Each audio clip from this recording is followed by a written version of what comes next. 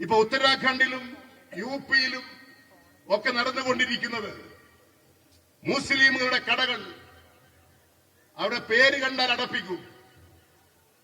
കട ഉടമയുടെ പേരെഴുതി വെക്കണം.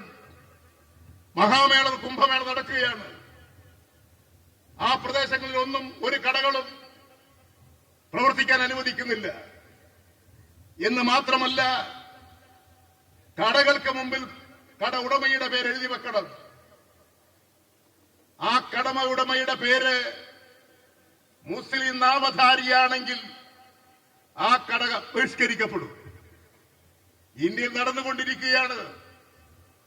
അതുകൊണ്ട് ആദിവാസികൾക്ക് നേരെ അവരുടെ സംരക്ഷണ നിയമത്തിൽ ഭേദഗതി വരുത്തുന്നു.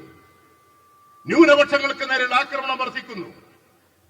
ആദിവാസികൾ കൊടുത്ത ഭൂമി തിരിച്ചുപിടിക്കുകയാണ്. ഒരു ദുരന്തമാണ് നമ്മുടെ നാടിലെ ജനങ്ങൾ അനുഭവിക്കുന്നത്. ഈ തരത്തിൽ രാജ്യത്തിന്റെ പൊതു താൽപര്യങ്ങളെല്ലാം ഹനിക്കുന്നു. തൊഴിൽ മേഖല സൃഷ്ടിക്കാൻ, തൊഴിലില്ലായ്മ ലഘൂകരിക്കാൻ ഒരു സഹായങ്ങളും നൽകുന്നില്ല.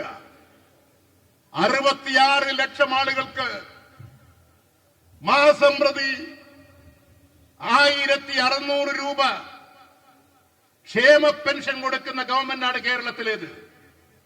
ഇന്ത്യയിൽ എവിടെയുണ്ട്?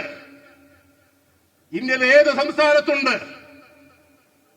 കേന്ദ്ര ഗവൺമെന്റ് ആ പദ്ധതിയെ തകർക്കാൻ, ആ പദ്ധതിയിൽ തന്നെ നൽകേണ്ടിയിരുന്ന വിഹിതം തരാതെ ഈ ക്ഷേമ പെൻഷൻ പദ്ധതി പോലും തകർക്കാനാണ് കേന്ദ്ര ഗവൺമെന്റ് ശ്രമിച്ചുകൊണ്ടിരിക്കുന്നത്.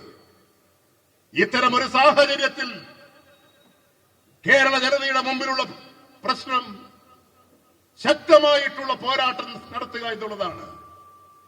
അതിലേക്ക് ജനങ്ങളെ ആകെ അണിനിരത്തുക. അതാണ് ഇന്ന് നമ്മുടെ മുമ്പിലുള്ള ദൗത്യം. ഇപ്പോൾ നമ്മുടെ ജില്ലയിൽ തന്നെ ചില പ്രദേശങ്ങൾ അനുഭവിക്കുന്ന വിഷയങ്ങളുണ്ട്. അതിലൊന്നാണ് വന്യമൃഗങ്ങളുടെ ആക്രമണം.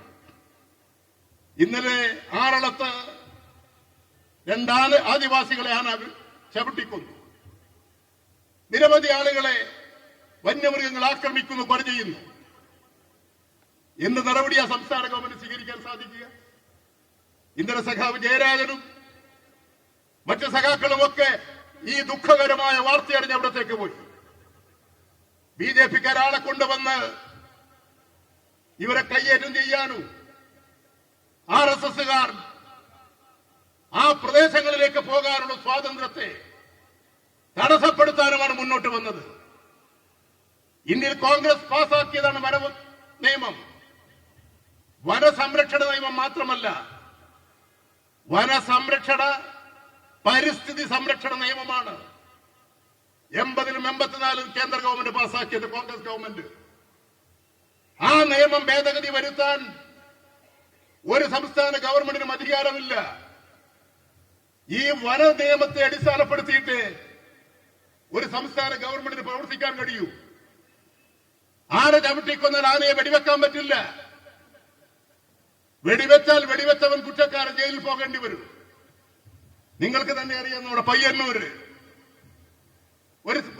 ഒരു പട്ടി, ഒരു പേവിഷയുള്ളൊരു പട്ടി 8-9 പേരെ കടിച്ചു. അതിനെ അവസാനം സഹികെട്ട ജനങ്ങൾ തല്ലിക്കൊന്നു. കൊന്നാളെ പേരിൽ കേസാ. അവർ ജയിലിൽ പോകണം. പാമ്പിനെ കാണുന്നു, പാമ്പ് കടിക്കാൻ വരുന്നു, തല്ലിക്കൊന്നാൽ ജയിലിൽ പോകണം. അതാണ് ഇവിടുത്തെ വനസംരക്ഷണ നിയമം. ഒരു സംസ്ഥാന ഗവൺമെന്റിന് ചെയ്യാൻ കഴിയാവുന്നത് ആന വരുന്ന വഴികളൊക്കെ കമ്പിവേലി കെട്ടി വരാതിരിക്കാനുള്ളൊരു നിലപാട് സ്വീകരിക്കുക. ആന മതിൽ. അതാണ് ഇപ്പോൾ അവിടെ ചെയ്തുകൊണ്ടിരിക്കുന്നത്. വയനാട്ടിൽ നമ്മുടെ ആറളത്ത് ആ സംരക്ഷണം ജനങ്ങൾക്ക് കൊടുക്കാൻ കേരളത്തിലെ ഏതാണ്ട് 430 പഞ്ചായത്തുകൾ വനമേഖലയുമായി ബന്ധപ്പെട്ടതാണ്. ഇവിടെയെല്ലാം ഈ പ്രശ്നമാണ്.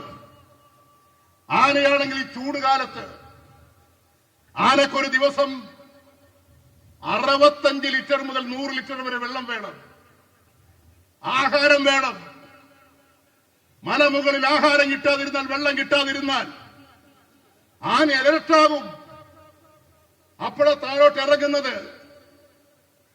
അവർ ഇതെല്ലാം മനസ്സിലാക്കി താഴോട്ട് ഇറങ്ങി വരാതിരിക്കാൻ എന്തൊക്കെ ചെയ്യണം ആ കാര്യങ്ങൾ ചെയ്യുക. ഇതെല്ലാം ഏത് ഗവൺമെന്റിനേക്കാളും മെച്ചപ്പെട്ട നിലയിലല്ലേ കേരളത്തിൽ നടപ്പിലാക്കുന്നത്. ആനയുടെ വന്യമൃഗങ്ങളുടെ ആക്രമണത്തിൽ മരണപ്പെട്ടു പോയാൽ അവരുടെ കുടുംബത്തെ ഈ ഗവൺമെന്റ് രക്ഷിക്കുകയല്ലേ? ഇത്തരം ആക്രമണം ഉണ്ടാകാതിരിക്കാൻ എല്ലാവരുടെയും സഹായത്തോടുകൂടി പ്രവർത്തനങ്ങൾ ആവിഷ്കരിക്കുകയല്ലേ? എത്ര ഭീകരമായിട്ടുള്ള സംഭവങ്ങളാണ് RSSകാർ ഇന്നലെ ചെയ്തത്. അവിടെ ഒരു പരാക്രമി പോയി, ജയരാജൻ പോകുന്നുണ്ടെന്ന് പറഞ്ഞ് പരാക്രമി ആദ്യം പോയി. ആടെ എത്തുമ്പോ പരാക്രമി ആളുകൾ കൂക്കി വിളിച്ച് പരാക്രമി നേരെ തിരിച്ചുപോയി. പക്ഷെ ജയരാജൻ ആ കൂക്കി വിളികൾക്ക് മുമ്പിൽ തലകുനിച്ചിട്ടില്ല. അതാണ് കമ്മ്യൂണിസ്റ്റ് പാർട്ടി, മാർക്സിസ്റ്റ് എന്ന് മനസ്സിലാക്കണം. നെഞ്ച് വിരിച്ച് ഇത്തരത്തിലുള്ള നിലപാടുകൾക്ക് മുമ്പിൽ പതറാതെ ജനങ്ങളോടൊപ്പം നിന്നു. അതാണ് സഖാവ് ജയരാജൻ ചെയ്തിട്ടുള്ളത്. അതാണ് കമ്മ്യൂണിസ്റ്റ് പാർട്ടി, മാർക്സിസ്റ്റ്. ആ കരുത്ത് ജയരാജന് കൊടുക്കുന്ന നിങ്ങളാണ്. ഇവിടുത്തെ പാർട്ടിയാണ്, ജനങ്ങളാണ്.